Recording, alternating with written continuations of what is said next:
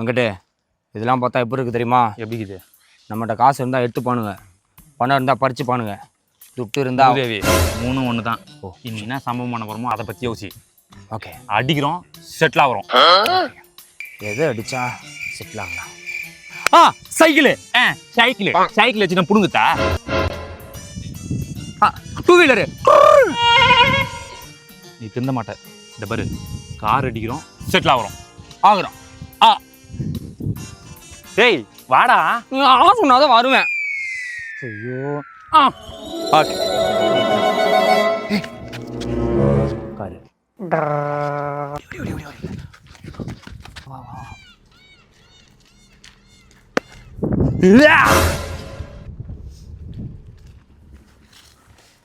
டேய் மூதவிகளா, ரோட்டில் நடுவில் வைக்கிறீங்க, வெளியே போங்கடா.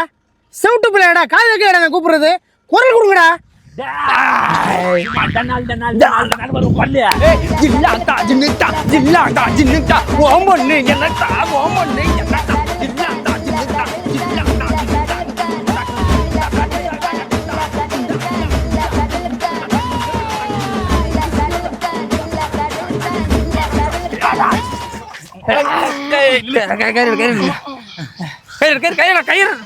கயிறு வந்துண்டா கயிறு.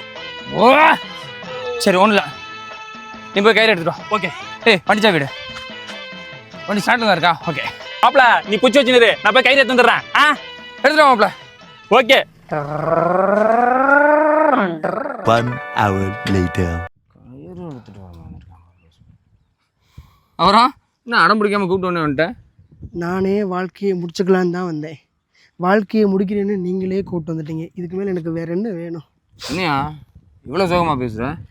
சிலருக்கு வாழ்க்கையில் சோகம் இருக்கும், ஆனால் எனக்கு சோகமே வாழ்க்கையாக இருக்குது. என்ன ஆச்சு?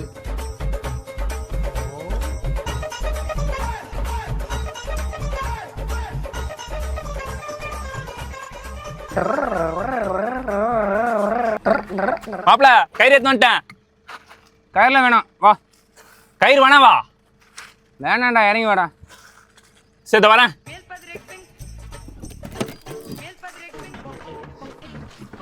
டேய் கயிறு எதுக்கு வேணான்ற?